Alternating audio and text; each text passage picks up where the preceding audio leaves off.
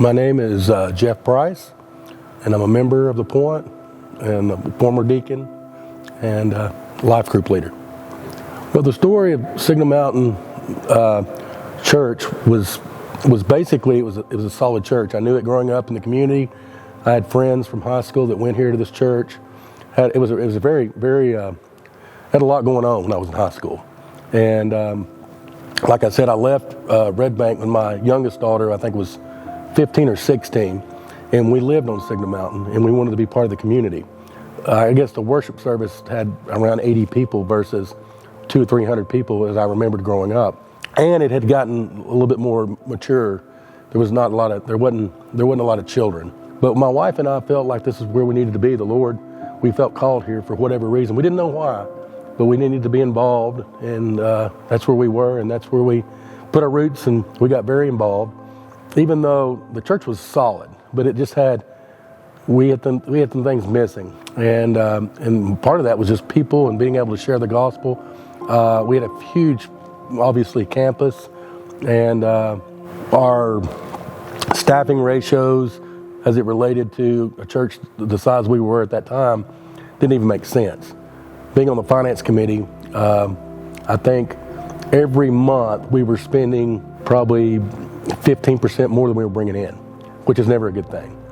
So that was a concern, but we had some really concerns about the life of the church to be able to continue.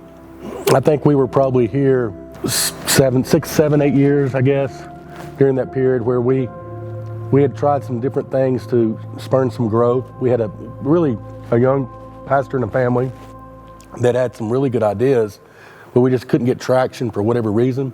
We were kind of stagnant, I would say. But our previous pastor here at the church put together a vision, and they called it Vision 2020 at the time, where what do we want our church to be? And I'll give him a lot of credit about how this all happened, because one of the first components of that vision was to get everybody on the same page, and we prayed for, I think, as a church collectively for about 40 days.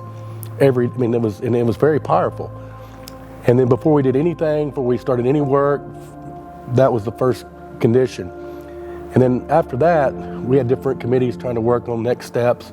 But it came pretty apparent that it was going to have to be somewhat radical for us to exist. So we kicked around several ideas, from actually selling this property, but it didn't really make a lot of sense because this was, commissioned to be a church. Why give away or sell our facility? So then we started looking at other alternatives for being able to make it. So we talked to some different entities. We asked some people to come in and talk about what they could do to help us. This didn't feel right.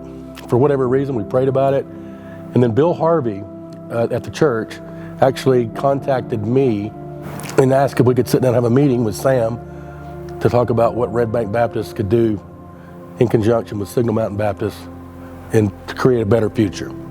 And then that's kind of where it kicked off. I didn't realize that Red Bank had started this church, Red Bank Baptist, and there were so many connections to Red Bank. I didn't realize that Red Bank had a similar vision going on at Signal Mountain about praying about what they wanted to do, next steps, how they wanted to transition, how they wanted to be able to spread the gospel with multiple campuses. So one of the things I'm most excited for at the church is just, obviously Sam is a preacher of the word, which is always exciting.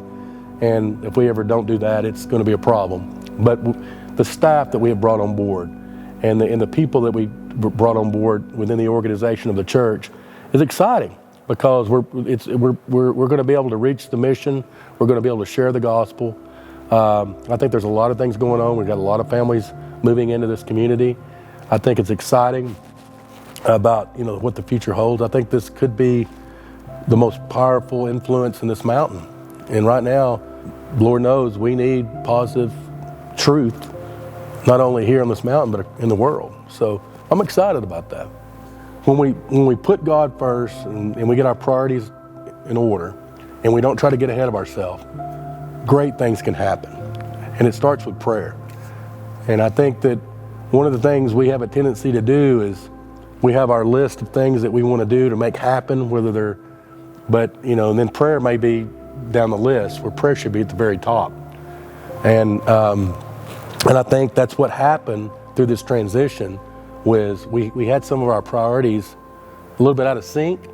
But when we put prayer on top and to seek, what God really wanted us to do, that's when it was a game changer.